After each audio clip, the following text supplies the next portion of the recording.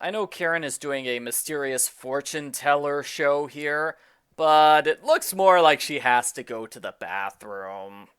Argo Funk Book Review, Argo Funk Book Review. This book was written by Anne Martin. Karen and her friends want to go skating, but they don't have skates. Karen figures they can get money for skates if they have a big carnival with games and food and a rummage sale. I've never heard of a rummage sale with a carnival attached to it. Wouldn't it be easier if they just held a rummage sale without a carnival? Not to mention it'd be a lot cheaper. Karen's mom has a fundraising project too. She's in charge of getting money for a new community playground. And wouldn't you know it, Karen's teacher starts a class discussion on ways kids can raise money. They can do bake sales and volunteer and wash cars. Karen gets mad when Natalie suggests mowing lawns. Natalie, you idiot! Second graders can't mow lawns. But they can wash cars just fine? That's not true. Remember when Karen tried to wash her dad's car and took off all the paint? Karen decides to give their carnival earnings to the new playground fund. Hannie gets mad at Karen over this because Hannie really wants new skates. She sings a song about how much she hates Karen, and they get into a fist fight. Well, Hannie is the one who's throwing punches. Karen just pulls hair and screams. Hannie and Karen make mean faces at each other on the way home. Nancy refuses to get involved in their fight because she is more mature than both of them combined. Karen later calls Hannie to apologize, but Hannie hangs up on her. What a jerk! Karen decides to call her Haiti Hannie. The next day, Hannie apologizes for her rude behavior. She now realizes she was being selfish. Well, I'm glad she gave an apology completely unprompted. Karen doesn't apologize for her rude behavior because Karen's a brat who never apologizes for anything. They make a list of carnival things they need. Karen makes a bunch of posters and flyers for the carnival. Her friends are unhappy to see that Karen named the carnival after herself without telling anyone. They suggest other names for the carnival.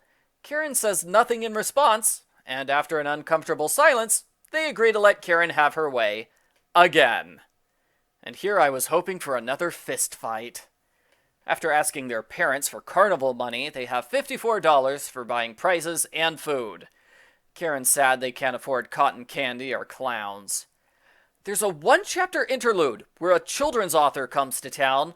Everyone gets a signed book, and the event raises about half the money that Mom needs. Also, we're never going to mention it again. It's just a one-chapter thingy.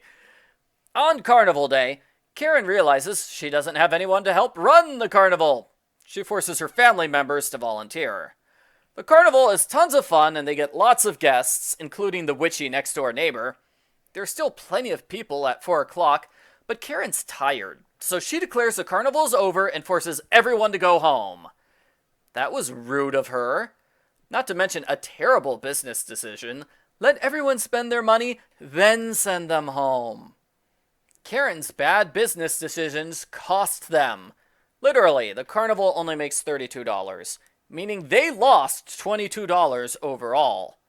Of course, $40 of their money came from their parents, and if I know Karen, she will argue all the money they lost was actually her parents' money, not hers, so she gets to keep everything.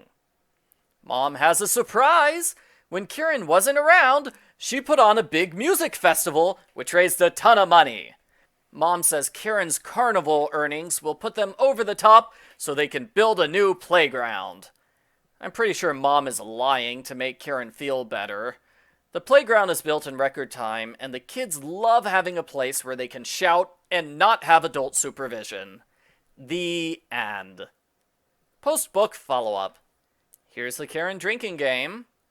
Karen has several parenthetical remarks where she insults Andrew and Natalie for being dumb.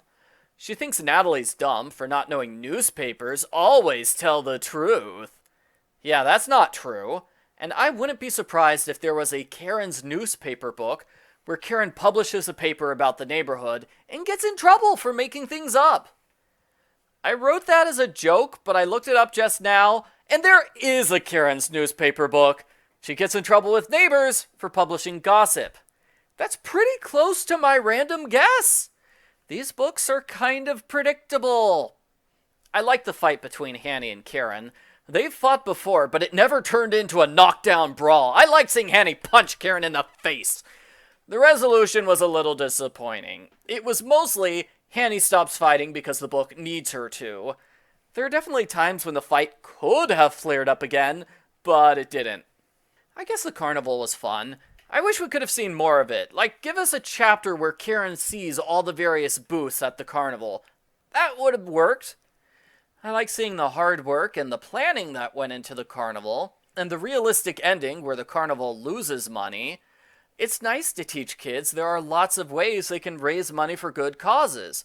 So there's a lot to like about this book. I would say it's a good book overall, but it could be improved. We didn't need 2 scenes of Karen and friends making a list. Give us a better resolution to the big fight. Or at least have Karen apologize for her role in what happened. As always, the book would be improved if the bratty Karen scenes were removed.